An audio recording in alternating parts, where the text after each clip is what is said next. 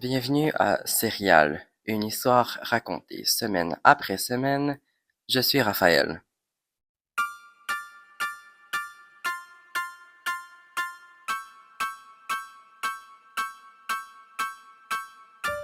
Depuis maintenant 1 an, j'enquête tous les jours sur une personne qui est capable de délivrer des cadeaux dans toutes les maisons du monde en seulement une soirée. Ou si vous voulez être précis et à ce qui paraît je le veux, en seulement 8 heures. Je ne suis pas un détective ni un journaliste. Je ne suis qu'un homme avec le désir profond de faire un podcast qui va aider sa communauté. J'ai dû fouiller plusieurs coins sombres du monde pour trouver des réponses sur cette personne. Les moyens utilisés pour venir à une conclusion ne sont pas très recommandables. Mais la vérité vaut une petite tape sur la main. Ou, dans le cas de mon assistant, 2 années en prison.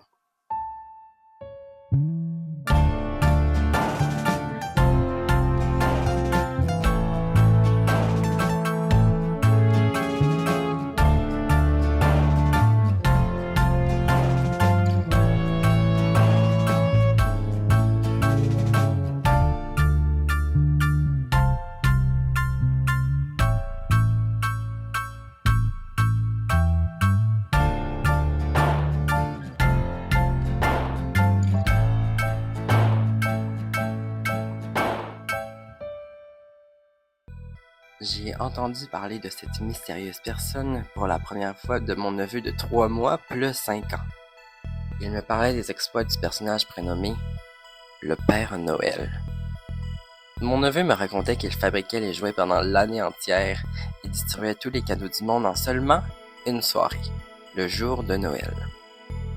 Je suis capable d'en parler avec peu d'émotion maintenant, mais à l'époque, je lui criais après pour qu'elle arrête de me dire des niaiseries et depuis ce temps, ma sœur ne me parle plus.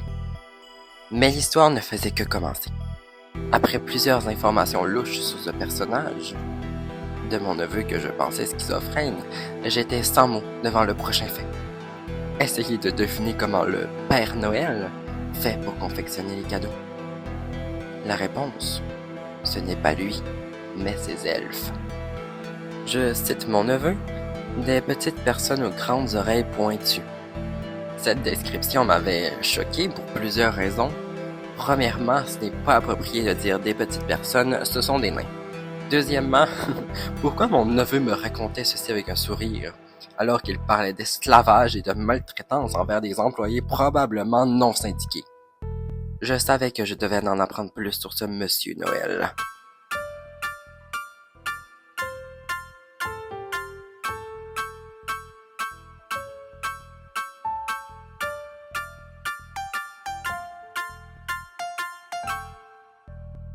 Au début de mes recherches, il était dur de trouver quelque chose sur ce Père Noël, comme s'il n'avait jamais existé. Mais tout le monde existe. C'est la base de l'existence. Internet n'était d'aucune aide. Avoir le Wi-Fi aurait sûrement aidé. J'ai dû fouiller dans les recoins les plus sombres des ruelles d'Allemagne, et je me suis vite retrouvé à l'école Saint-Sacrement. Je suis allé à la rencontre de maternelle avec mon assistant pour leur poser quelques questions. Leur âge, leur profession, le numéro de carte de crédit de leurs parents et s'ils connaissaient ce fameux Père Noël. J'ai eu plus d'informations sur lui. Il est un gros barbu vieux comme le monde. Il aime les biscuits et le lait. Il faut être sage toute l'année pour être sur la liste des gentils. Il ne donne pas de cadeaux aux méchants enfants. C'était intéressant. Très intéressant. Je n'ai pas eu le temps de poser plus de questions car la cloche a sonné et la récré était finie. Aussi, car les enseignants se demandaient pourquoi des inconnus posaient des questions à des enfants.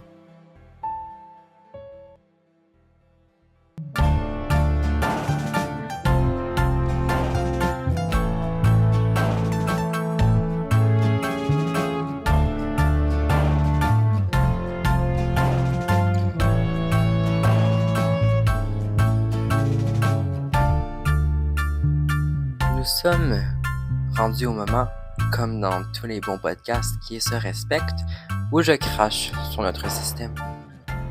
Je me suis entretenu avec la police pour partager mes recherches sur la situation du mystérieux homme qui s'approprie la fête de Noël. Les policiers qui nous avaient arrêtés pour activité louche, alors que je demandais seulement des questions pour m'éclaircir sur un sujet comme les autres, ces policiers m'ont ri dans la face quand je leur ai montré mes recherches sur le Père Noël. J'étais très contrarié que les forces policières du pays, où je ne paye plus mes taxes, pour la simple raison que je ne sais pas comment faire, n'ont pas voulu prendre au sérieux mes inquiétudes pour, rendu maintenant, le monde entier. Donc, après ma libération, j'ai compris qu'ils étaient corrompus. C'était clairement la seule raison pourquoi ils ne m'ont pas cru, moi, un citoyen sain d'esprit.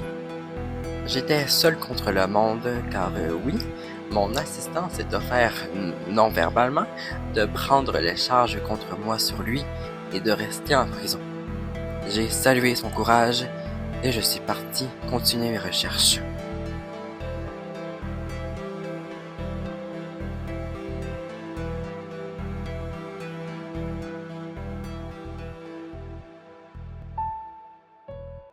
J'ai passé plusieurs semaines sans relâche à travailler sur ces informations que les maternelles m'ont données.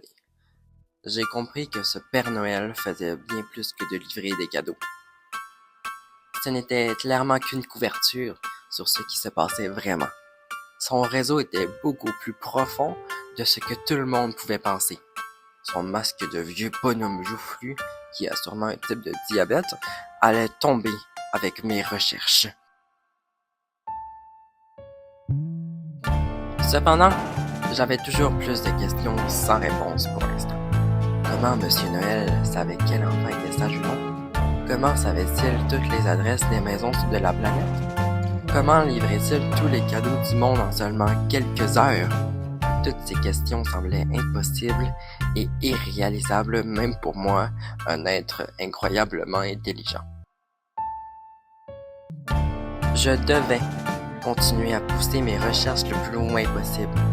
Je ne le faisais plus pour prouver à ma conne de sœur que son enfant est un petit cave TDAH, mais pour tous les jeunes du monde qui croient au Père Noël. Ce vieillard était malsain et j'avais un pressentiment profond qu'il faisait quelque chose de mal. J'ai rarement tort. Et, quand tout espoir semblait perdu, je dois ajouter des phrases un peu mystérieuses en valeur